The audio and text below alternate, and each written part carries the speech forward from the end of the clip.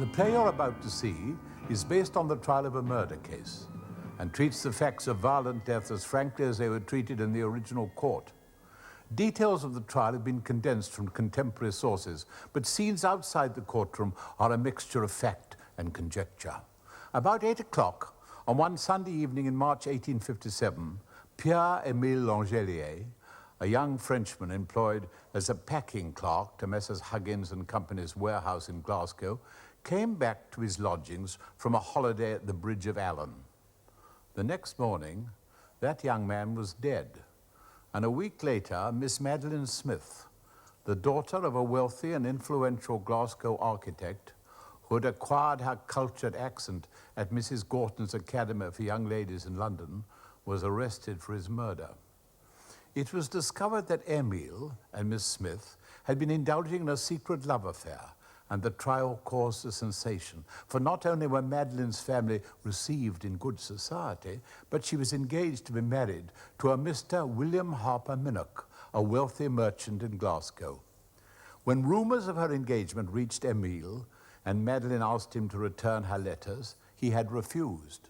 He threatened to send the letters to her father.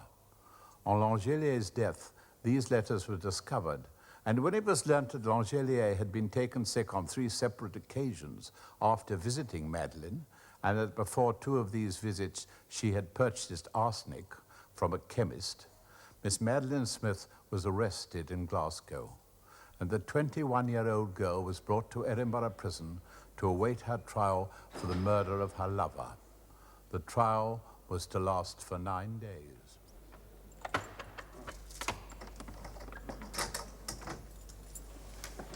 I'm sorry to disturb you in your reading, Miss Smith, but you have a visitor. Mr. Minnoch? I do not think you should think of him, do you, in view In of my eyes, Miss Aiken, I'm still engaged to Mr. Minnoch.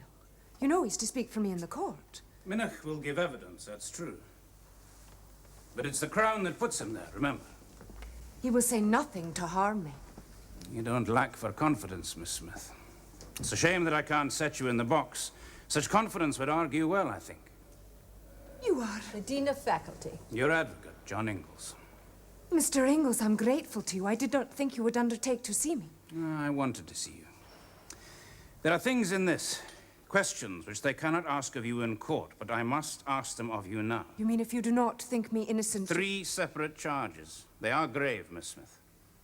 1, administering poison with intent to murder, February the 19th or 20th. 2, administering poison with intent to murder, February the 22nd or 3rd. And finally, that on the 23rd day of March... No, you do not think me innocent. Well, I cannot know yet. That's why I've come to see you, to hear from you directly. I understand. Well then, I must persuade you. Please, Miss Smith. And in whatever manner, and whether or not against his better judgment, John Ingalls was persuaded to undertake the defense of Madeleine Smith. The prosecution was led by James Moncrief, a man of sensitivity and refinement. You must understand, Mr. Minnoch, I accepted this case out of a public duty. I have no desire to hound Miss Smith. Could there be a more unhappy woman? Whatever the outcome, the sheer disgrace and depth of degradation will have to be revealed. I have taken infinite trouble over this case. Each day I have been anxious that nothing should be overlooked, and each night I have left here in low spirits. I can make no bargains with you. That isn't why I wish to see you. No, but even to meet you here in my chambers like this. I know it is irregular. And I'm most grateful to you. Your letter betrayed a torment of mind I could not readily ignore. What is it that you want from me? I cannot help to send her to the gallows. I cannot say things that will damage her. I left Glasgow out of anxiety that I might be subpoenaed as a witness. Then it was said that my absence from the court would make it look as though I thought her guilty. So I agreed to return and give my evidence. But now I'm not so sure. If it will ease your mind in any way, the questions I ask will be of fact. And if you answer me in the same spirit, that will be all I require. And you will have no cause for self-reproach. Thank you. You say you have prepared the case with care. I cannot ask you how it looks for her. You may ask. I cannot answer. Your manner says enough. I'm sorry. But time presses, Mr. Oh, Miller. yes, time flies. It's strange. It seems just a few weeks ago we were discussing wedding plans, when to put the notice in the papers. Never appeared, of course, but still. Since then, time has flown, largely in sleepless nights. You were going to announce the engagement in the papers? On the 25th of March. I see. So Langelier had to die by then. Is that the inference you make? The inference is yours, not mine. But you will press me on it in the court. Mr. Minnoch, I cannot discuss that now. I advise you to go into the witness box. For my part, I have a certain job to do in court. But where I can spare you, I will. And the same is true of Miss Smith. You have my word on that. And now. Thank you. I'm so afraid of what I will hear in court. Could you not prepare me in any way? It would be a kindness, yes. But no, I cannot do it. A packed court, including just one woman spectator, heard precisely how Langelier died when his landlady, Mrs. Jenkins, was called to give evidence by Mr. Moncrief. My lord, as the evidence I am about to lead will furnish details of Langelier's illness and death, may I suggest that the medical witnesses should be present? I'm sorry, my lord, but this proposal from the Crown is totally unexpected. Yes, it is material that the medical witnesses should hear directly from the present witness of the symptoms on which they will later have to pronounce. This I willingly accede. But we have had no notice of this, my lord. If the Crown have their medical men in court, then so must the defence. And that, my lord, is impossible at this juncture. We cannot conjure them from the thin air. I may say the rule of court is that medical witnesses shall not be present, unless the case is such as to induce us to relax that rule. Under the circumstances, I will not press the motion. Now, Mrs. Jenkins. On the 17th of March, Langelier returned from Edinburgh. He seemed disappointed not to find a letter. On the 19th, he left for Bridge of Allen. Yes. A letter came for him that day, and you gave it to your lodger, Mr. Thorpe, for him to address and send on. And you next saw Langelier when? I next saw Langelier on the Sunday night about 8 o'clock. Well, it took me by surprise. I asked why I'd come home. Did he have an answer? Yes, oh yes. He said the letter you sent brought me home. What did you judge to be his state of health? Well, he looked well, and he said he was a great deal better. Will you tell us what happened later that night? Yes.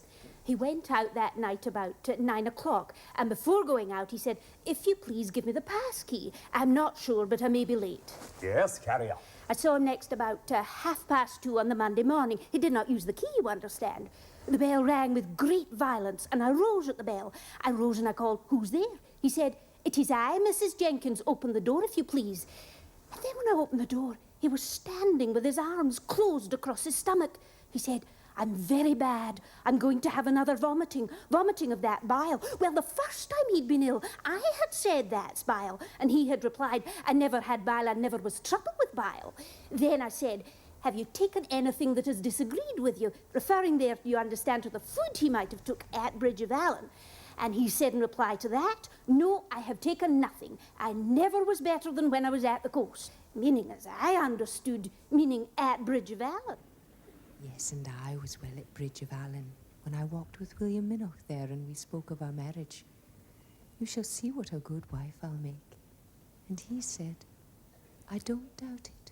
And after the doctor left? Langelier asked me what the doctor thought. "He thinks you will get over it," I said, which was the truth. He shook his head. "I'm far worse than the doctor thinks." Well, I remember that is what he said. And several times I went in. He kept saying if I could get some sleep, I should be better then. And then when it came to 9 o'clock and I drew the curtains to let in the light, oh, he looked so badly then. I asked if there was anyone he'd like to see. He asked to see a Miss Perry. Oh, yes, he would, of course. And did Miss Perry come? She came too late. Miss Perry did come, yes, but She came too late. When did Miss Perry come? Miss Perry came about 10 o'clock, and I asked if she was the intended. "Are you the intended, madam?" But she said, "Oh, no, I'm only a friend." Well, I had supposed when Langelier asked to see her that she was the intended. Anyway, I told her he was dead. Oh, she was very sorry at the news, very strikingly so. Oh, very overwhelmed. She cried a great deal. I was surprised. And when she said that she was not the intended, were you surprised at that too? Well, no. When she told me she was not the intended, I said I held he was going to be married and how sorry the lady would be. And when you said that the intended would be sorry, now did she make any answer to that? She told me not to say much about the intended or to leave the matter alone. I wonder how old she is. When I'm as old as Mrs. Jenkins, I shall take such care of my hair and skin that all the world will look at me and think what a young old lady I am.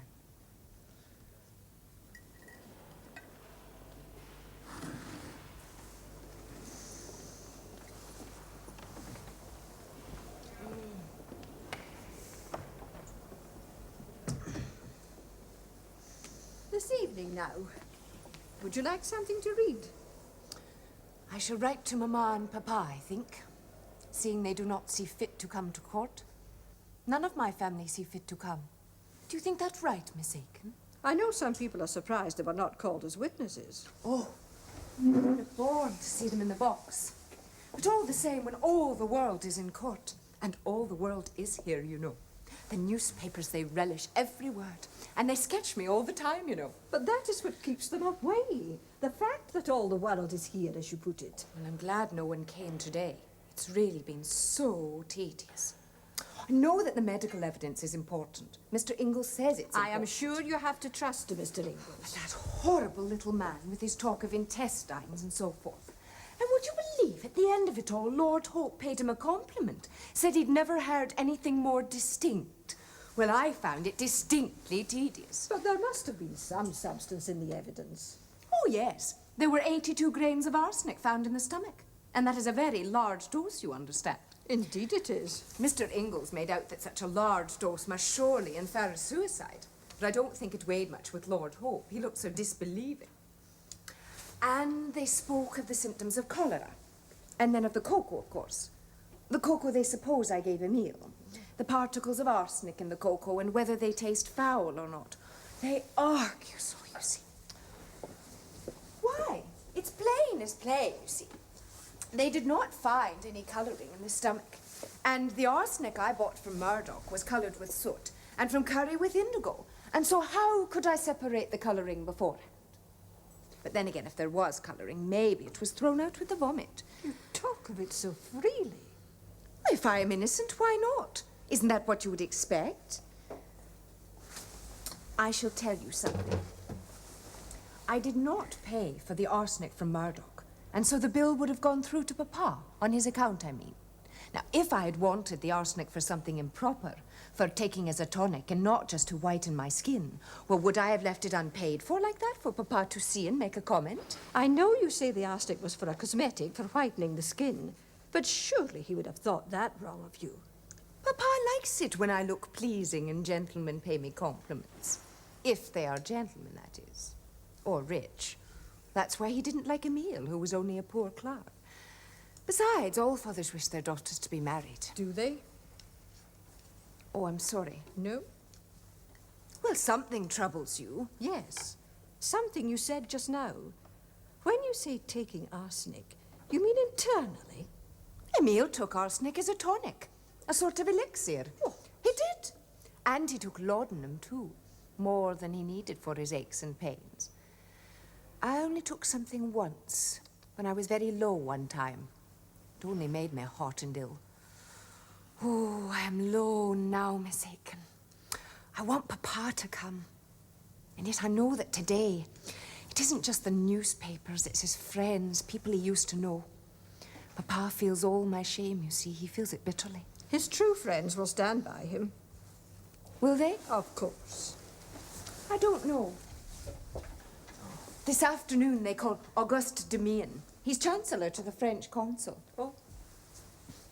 He knew Emile quite well. They were friends, but I never liked him. And after he found out that my father disapproved of me meeting Emile, he grew cold to both of us. Yes, especially me. I remember Langelier came to my office a few weeks before his death, and he spoke about Miss Smith. I said Miss Smith was to be married to some gentleman, Mr. Minnock. Langelier said that it wasn't true, and he had documents in his possession that would be sufficient to forbid the bans. And did you see Langelier again? I did not see Langelier again before his death, but I knew of the correspondence between Langelier and Miss Smith and felt it my duty to mention it to Mr. Smith, so he could take steps to exonerate his daughter. You say you mentioned it to Mr. Smith. Did you see Miss Smith on this occasion? No, I saw Miss Smith later, in the presence of her mother. I apprised Miss Smith of the death of Langelier and asked her if she'd seen him on Sunday night. She told me she did not see him. Carry on, please. Well, I observed to her that Monsieur Langelier had come from Bridge of Allen to Glasgow on a special invitation by her, by a letter written to him. And her response? Miss Smith told me she was not aware that Langelier had been at Bridge of Allen before he came to Glasgow. It will come out that I knew, of course. This letter you speak of, the letter you think brought him back, did you know of this letter yourself? I heard there had been such a letter. And you say the mother was present throughout your meeting with Miss Smith? Yes, my lord. You may continue. Was anything further said of the letter? The letter that summoned him back. Well, then I asked how it was. Being engaged to be married to another gentleman, she could have carried on a clandestine correspondence with a former sweetheart. She told me she did it in order to get her other letters back.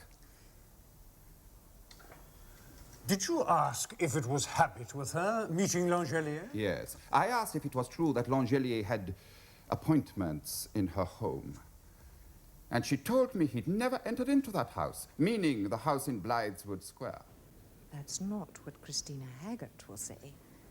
But then it can't be helped. To return to the letters, Monsieur de Méon. The correspondence that went before, did she speak about it at all? Yes. I asked if it was true that she'd signed the letters in Langelier's name. Do you mean she signed his name to hers? I mean, she signed her letters as Mimi Langelier. Did she tell you why she did so? I did not ask. Thank you, my lord. That'll be all. You could have asked, you know. I would have said I wanted to be his wife, and that's why I used his name. I loved him. I did. But then Papa intended me for money, and later on I saw that he was right. I wanted to be William Minoch's wife. My name is William Harper Minoch. I'm a merchant in Glasgow and a partner of the firm of John Holdsworth and Company. I live in Main Street above the house of Mr. James Smith. I have been intimately acquainted with his family for upwards of 4 years, and I made proposals of marriage to Miss Smith on the 12th of March. She accepted me. The time of our marriage was fixed between us. There was nothing which suggested any doubt to my mind as to whether our engagement should continue. And I was aware of no attachment or peculiar intimacy between her and any other man. The time of the marriage was fixed for the 18th of June. You say you met her again at dinner at Mr. Middleton's house on the 25th of March. You were not aware of anything wrong. But you called at her house the following day, and you learned that she had left. I called on Thursday morning, the 26th. She was not in the house. Well, I was told that she'd left the house, and then with Miss Smith's brother, I went to the Smith's country house, Roallen, to look for her. We went by train to Greenham, and then on board the steamer. We found her on board the steamer. She said she was going to Roallen. Why had she left her father's house? Or did you ever ask her again? Well, I renewed the inquiry at Roallen. She said she felt distressed that her papa and mamma should be so much annoyed at what she had done. And Mr. Smith told me she had left the house that morning. When I asked him the reason, he said it had been some old love affair. I understood her to refer to that. In the answer she made to me, she gave no further explanation.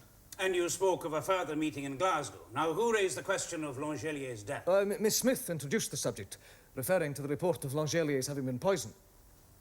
Well, it was, I suppose, about 9:30 in the morning. I'd called to inquire about Mrs. Smith, as I'd heard she was unwell. Have you anything further to add to that, Mr. Minoch? Well, my meeting with Miss Smith was accidental. And there has been no other? There has been no other.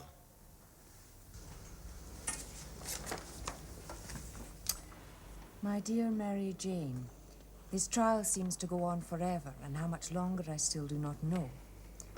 First, I want to thank you for today, for giving your evidence so clear and sweetly.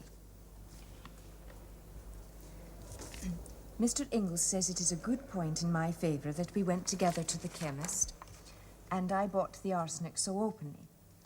You will understand why I said it was for the rats, because I wanted it for my complexion, and they wouldn't have sold it to me for that, for a chemist can understand rats, but not fair skin.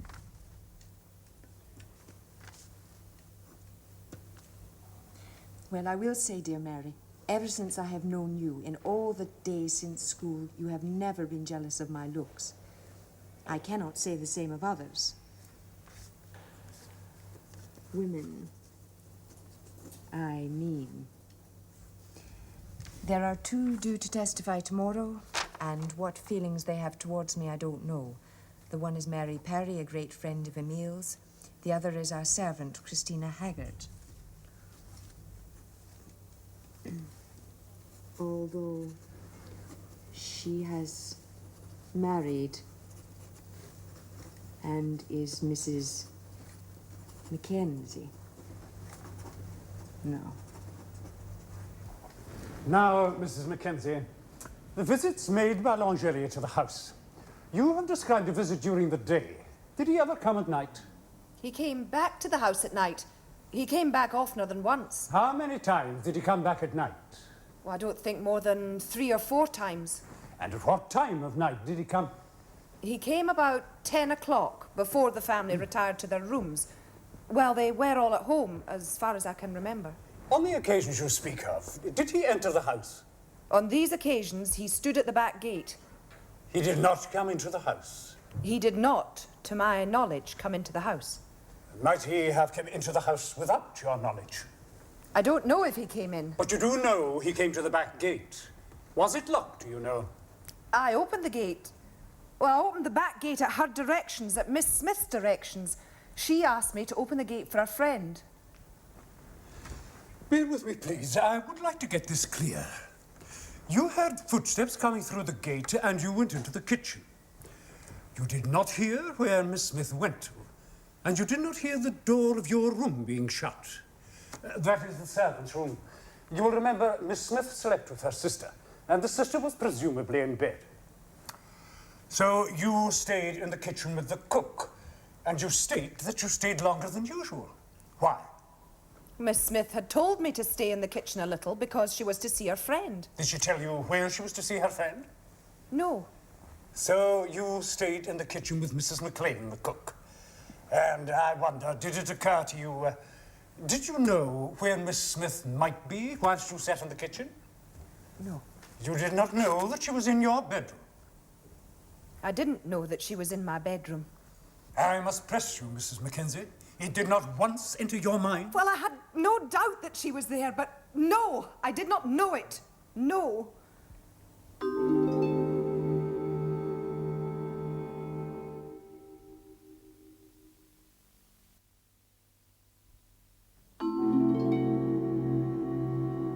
Sunday, the 22nd of March, the night before Langelier's death, you saw Mr. Mackenzie out, you left Miss Smith at family prayers, and you did not see her again that night. No. Now, had you any reason, Mrs. Mackenzie, any reason to suppose that Miss Smith had made an appointment for that evening? Or she hadn't approached you for help in any way? For instance, with the back door or the gate? She gave me no reason to think she had a meeting. Though, of course, she may not have needed your help that night. But tell me, though, this back door to the house, now, could that be opened, do you think, without you being aware that it was opened? What manner of door is it? A door that opens silently? Well, the back door makes no noise on opening. The lock makes a considerable noise. And your bedroom, with relation to this door, with regard to your hearing the lock. Now, is your bedroom at some distance from the door?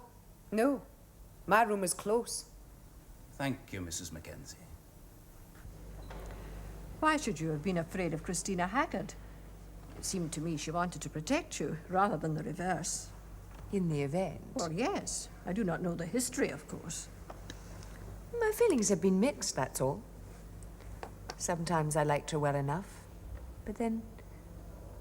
Oh, I don't know. I think she had a liking for Emile. And on his side, for instance, we're buying her a dress. I didn't think that was the thing to do. And the way they stood there at the gate, making their plans and whispering. Mr. Mackenzie saw them once, and Christina said he might take jealous, and so would I write a note to say that Emile was a friend of mine. But why was it in her head at all? Except she had a liking for Emile. Mind you, most ladies did. Do you know he'd been engaged to at least 2 ladies, and both of them much older than himself? One wouldn't have him in the end. She turned against him quite suddenly, and he was almost mad with grief. He described it to me at Rowan one night when we were in the woods. Yes, there was wet on his eyelashes. We came out in the moonlight, and I saw. Fancy, after all those years, just talking of it and to be distressed. He could be very soft, very feeling, you know.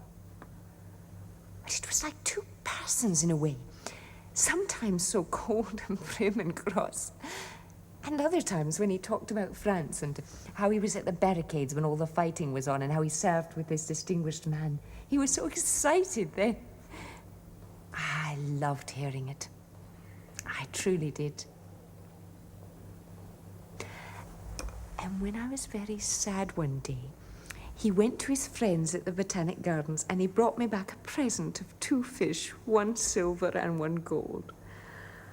I couldn't keep them anywhere, but still.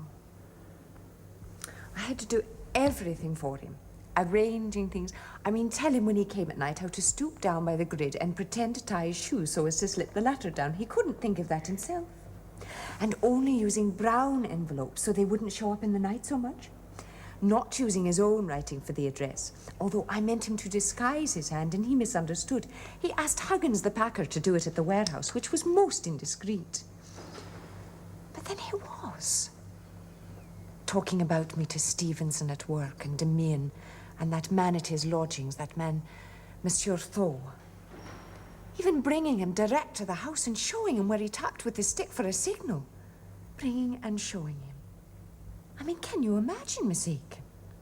And if we had eloped, I'd have had to arrange it all. He would have had no notion of what it was and no enjoyment of it.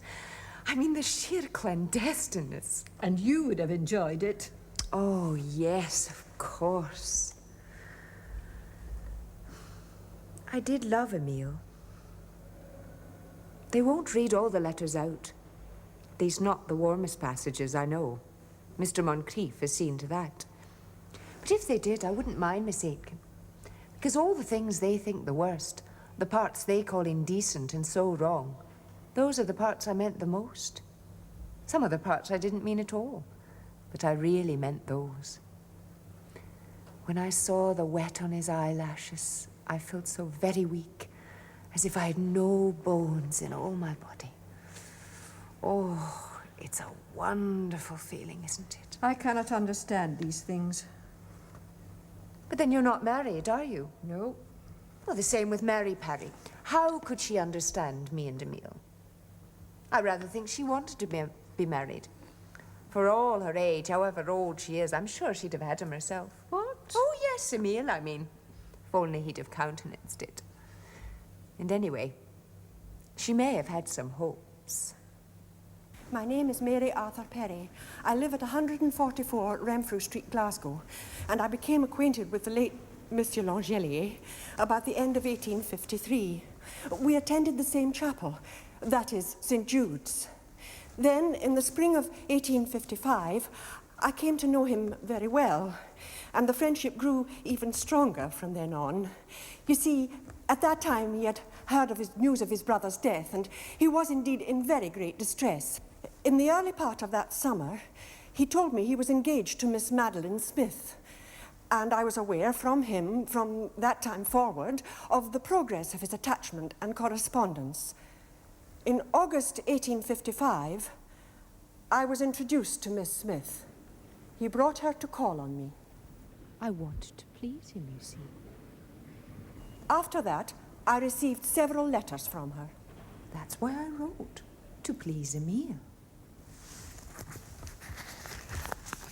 Yes, production number 141 is a letter from Langelier to me, dated Bridge of Allen, 20th March. Please, could you read the last paragraph to the court? I should have come to see someone last night, but the letter came too late. What did he mean by that? To whom do you think that paragraph referred? I understood it referred to Miss Smith. Langelier dined with you on the Tuesday, 17th of February. He told you that he expected to see Miss Smith the coming Thursday. You next saw him on the 2nd of March, at which time he was looking ill. He mentioned falling on the floor, not being able to ring the bell. And you believed that illness to be on the 19th of February. Is that correct, Miss Perry? From circumstances, I knew it was the 19th. Did he tell you that he had seen Miss Smith on the 19th? No, he did not tell me that. But he told me of having had a cup of chocolate that made him unwell. He told me of that on the 9th of March. But you saw him on the 2nd of March. He made no mention of the chocolate then? Well, no. On the 2nd of March, he said he could see no clear cause for the illness. But on the 9th, he said, I can't think why I was so unwell after getting that coffee and chocolate from her. Her? I understood he meant Miss Smith. He was talking about her at the time. He was talking of his extreme attachment to her. He spoke of it as a fascination. Can you remember the words he used? I can. He said, it is a perfect fascination, my attachment to that girl. If she were to poison me, I would forgive her. I said, well, what motive could she have for giving you anything to hurt you? He said, I don't know that. Perhaps she might not be sorry to be rid of me. It's very important, Miss Perry, to know in what manner he said those things. If it was said lightly, as a jest, or if it was said in earnest. The tone is very important. All this was said in earnest. Although the expression, be rid of me, that I interpreted in this way, that she meant to be rid of the engagement. Yes, but surely... Oh, if I might go on, if I might make it clear. Yes. From what he said to me, there was some suspicion in his mind as to what Miss Smith had given him. But it was not a serious suspicion. Now, Miss Perry, you put the date of Langelier's illness as the 19th. You say you are convinced of it. Yes. His second illness was in the last week of February. Therefore, the first illness was on the 19th. And yet, my dear Miss Perry, when you were first examined, you had no recollection of it, did you? You had no recollection of that date. Well, no, that's true. It was suggested to me by the Procurator's office. Suggested to you? They said that the 19th was the date mentioned in the pocketbook as the date of the first illness. That's the pocketbook belonging to Langelier? Yes. When was your meeting with the Procurator's office? On the 4th of June. And before the 4th of June, before you learned what date was in the book, you had no memory of that date yourself? Until I was told, I did not recollect the 19th as the day. But then I did recall it, only some days afterwards. And so Langelier brought Miss Smith to see you? Because you knew Mrs. Smith, Mr. Smith, perhaps? I was not acquainted with the family, no. And Langelier was not acquainted with Miss Smith's family either, was he? Did you know that, Miss Perry? Yes, I knew that. And it didn't trouble you? You knew that the family disapproved? I was aware of it, yes. And that any meetings between them would be clandestine? I knew they met clandestinely. Yes, well, of course you knew, because they met in your house. But still, it did not trouble you. I wrote on one occasion to Miss Smith, advising her to mention it to her parents. Yes, you corresponded with both at one time. And Langelier wrote to you. Now, was that much of a correspondence, would you say? Langelier was in the habit of writing to me. Our correspondence went on for perhaps 2 years. How did you address each other in these letters? Well, latterly, we addressed each other by our Christian names. You addressed him as my dear Emile? I addressed him by his surname. He addressed me Dear Mary, or My Dear Mary. Not Dearest Mary? No. Never Dearest Mary. The letters that Madeleine wrote to Emile were read out to the court. They were read out on the Saturday, the 5th day of the trial, read out by the clerk, and heard in avid silence by the court. My own, my beloved husband, thank you, my love, for coming so far to see your Mimi. Beloved, if we did wrong last night, it was in the excitement of our love. Yes, beloved, I did truly love you with all my soul. Oh, if we could have remained, never more to have parted. I must have seemed very stupid to you last night, but everything goes out of my head when I see you. My darling, Miss Madeleine's as cool as my ice. own, my I think beloved. she's enjoying it. When I got in last night, I discovered several spots of blood on my clothes. Why was that, I wonder? What if anything was to occur? What would they say? Darling, it is hard to resist the temptation of love. I long to be your wife. I grow excited while I write. My Where are heart the letters burns he this wrote night to with her? love. She's destroyed them, every one. Emile, for the love you once had for me, do nothing till I see you. For God's sake, do not bring your once loved Mimi to open shame. I have deceived you. I have deceived you by telling you my mother knew of our engagement. She did not. Emile, write to no one, to Papa or any other. Oh, do not till I see you on Wednesday night. Be at the Hamiltons at 12. Come to the area gate and I shall see you. Oh, Emile, be not harsh to me. I am the most guilty, miserable wretch on the face of the earth. The letters written by Madeleine Smith were judged admissible as evidence. But was the same true of the pocketbook kept by Emile? During the weekend, their lordships met in order to debate and give a ruling. Lord Ivory felt the diary should be admitted. Lords Hope and Handyside did not. Saw Mimi a few moments. Was very ill during the night.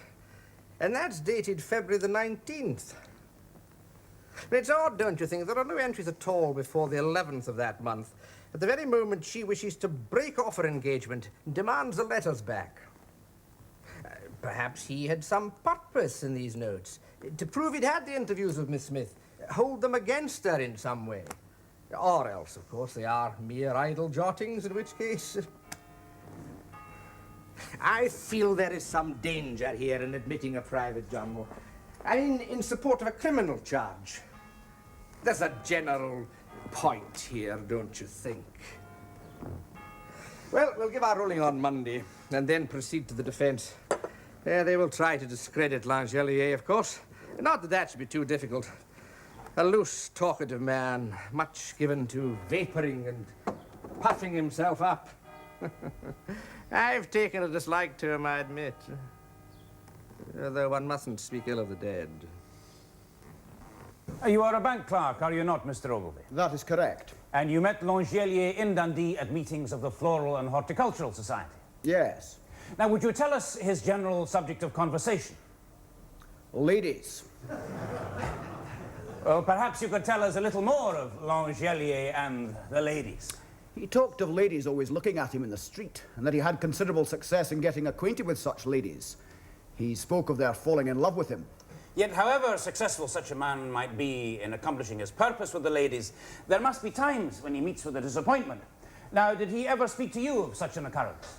Yes. On one occasion I heard him say what he might do if he met with a disappointment. Oh, go on. Yes, one time he said he would think nothing of taking up a large knife and sticking it into himself. Langelier told you that he was traveling in France with persons of distinction. In what capacity? He said that he had charge of their luggage, carriage and horses. Everything, in fact. But the horses. Now, was there anything in his care of them that you noted as being unusual? Yes. On one occasion he said that the horses were very much knocked up and that he had given them arsenic so that they would be able to... Now, forgive me, because this evidence is most important, but was there a danger that you might have misunderstood him there? I gather that he sometimes spoke in French when excited. He was speaking in English at that time. Please carry on. He said that he'd given it them to make them accomplish their journey. I asked him if he was not afraid of poisoning them, and he said, oh, no. So far from doing that, he had taken arsenic himself. He said that he often had pains in his back and a little difficulty in breathing, and he said that it had a good effect in that way. Did you ever see any arsenic in his possession? I am not sure that he ever showed me arsenic. But when he complained of these pains in his back? Oh, I rather think he did. On that occasion, he opened his desk and showed me a paper containing something white. Thank you. Now, answer this carefully. Did you ever see him take any dangerous substance? Now, any substance which you might consider to be dangerous? I have seen him on more than one occasion. eat poppy seeds in large quantities, in handfuls. I expressed surprise. I thought poppy seeds dangerous because opium is extracted from them. Yes, Mr. Ogilvy. Opium is extracted from them. Well, it's done now. I've done my best. It isn't done at all. You still have the address to the jury. No, with the witnesses, I mean. I couldn't press the suicide much further. As it is, I may have pressed too hard. Are you tired, Mr. Ingalls? I have got through 31 witnesses today. Yes, I'm tired, Miss Smith. Then I suggest you go home and retire to your bed rather than chatter here with me. Some of the witnesses proved vague. I think, in truth, I ran a hare that did not work. Well, if you did, it's past. And anyway, I need my sleep if you don't. I like to look my best in court. They shan't have the satisfaction of seeing me looking worn out and wretched. Do you ever look worn out and wretched? Yes, not very often. Well, I shall say good night. Yes, you're right about sleep. Moncrief will speak tomorrow. Speaks too well for me to doze in court, I think. But you'll speak better, Mr. Ingalls. I know you will. On Tuesday, the 7th day of the trial, the Lord Advocate, James Moncrief, addressed the jury. In his day-long speech, he missed nothing that would tell against the prisoner. While a prisoner in the position of this unfortunate lady is justly entitled to say that such a crime shall not be lightly presumed or proved against her, yet, gentlemen, if the charges in the indictment be true, you are trying a case of as cool, premeditated, deliberate homicide as ever justly brought its perpetrator within custom and penalty of law. These two persons met, and in the course of 1856, act of improper connection took place. She had so completely committed herself by the end of the year that she was, I will not say in Longelier's power, he was in hers, but she belonged to him and could, with honor, belong to no one else. But her affection began to cool. Another suitor appeared. She endeavored to break off a connection with Longelier by coldness. She asked him to return her letters. He refused, and threatened to put the letters into the hands of her father. It was then she saw the position she was in. She writes in despair to Longelier to give her back her letters. He refuses. There is one interview. She attempts to buy prussic acid. There is another interview. She has bought arsenic. There is a third interview. She has bought arsenic again. Her letters, instead of being cold, once again assume all the warmth of affection they had the year before. On the 12th of March, she has been with Mr. McCulloch, making arrangements for her marriage in June. She buys arsenic on the 18th. On the 21st, she invites Longelier, with all the ardor of passion, to come and see her. And Longelier dies of poison on the morning of the 23rd. I will now go to the defense, which, as I gather, will probably be set up. No, gentlemen, I will go into it in the spirit of candor as well as justice. If their case be suicide, you must consider the circumstances under which this supposed suicide was committed.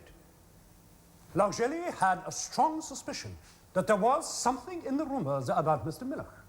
If they were true, he said, I will show these letters to her father. That is what he meant to do. He did not mean to kill himself. He came from Bridge of Allen for the purpose of seeing Miss Smith, the prisoner, very happy, in good spirits, cheerful. He went out at night with a letter in his pocket from her to go to Blythewood Square. Well, now, is it conceivable that without having gone near the house, he committed suicide? Is it in the least likely that a man in his position would go to Blythewood Square and swallow dry arsenic there and then totter home and die? Gentlemen, that is a supposition which is entirely inconceivable. Well, now, gentlemen, as I have said, I leave the case in your hands.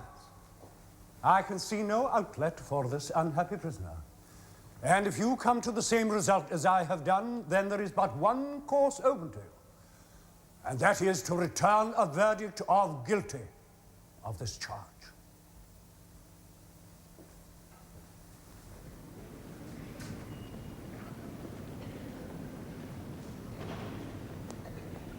Gentlemen of the jury, the charge against the prisoner is murder, and the punishment of murder is death.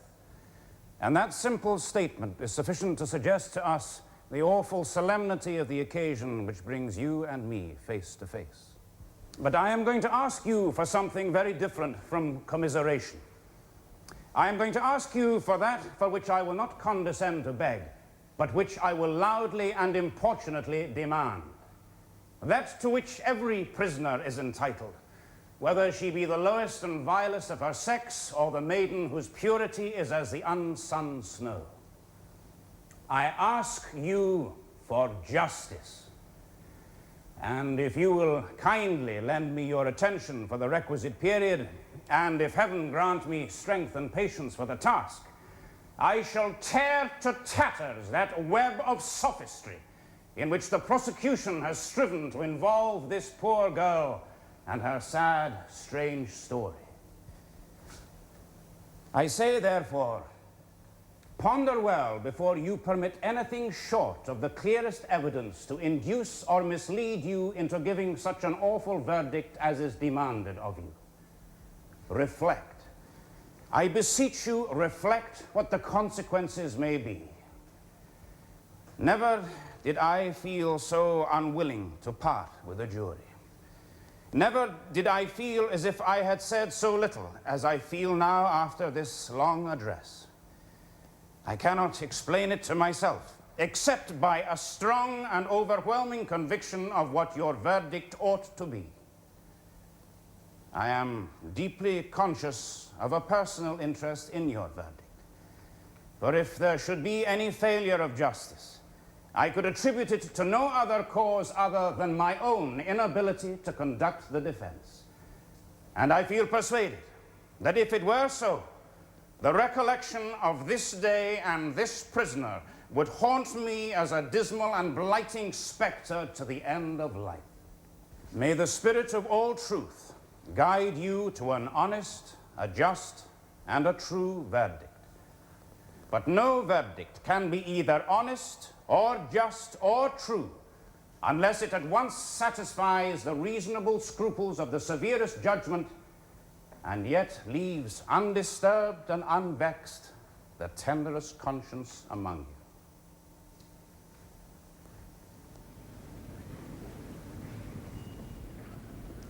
Now, the great and invaluable use of a jury is to separate firmly and clearly in their own minds, suspicion from evidence. Therefore, if you cannot say, we find here satisfactory evidence of this meeting on the evening of March the 22nd, and that the poison must have been administered by the prisoner at this meeting, whatever your suspicion, however heavy the weight of suspicion is against her, and however you have to struggle to get rid of it, you will do your best and bounden duty as a jury to separate suspicion from truth, and to proceed on nothing that you do not find satisfactory in the evidence against her. I am perfectly satisfied that whatever verdict you give after the attention that you have bestowed upon this case, it will be the best approximation to truth at which we could arrive. And you may feel perfectly confident that if you return a verdict satisfactory to yourselves against the prisoner, you will have done your duty under your oaths, under God, and to your country, and may feel satisfied that remorse you can never have. Gentlemen of the jury, who speaks for you? I do. And what is your verdict? The jury find the panel not guilty on the first count of administering the poison on the first occasion by a majority. On the second charge of administering the poison on the second occasion, not proven, and by a majority find the third charge of administering the poison on the third occasion not proven.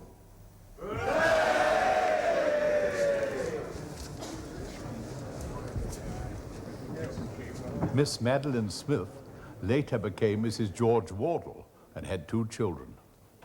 When she was over 70, she emigrated to America where her son was working. She lived there till the age of 93. By all accounts, a very fine figure of a woman, a very young old lady. And when she died, her death certificate gave her age as 64.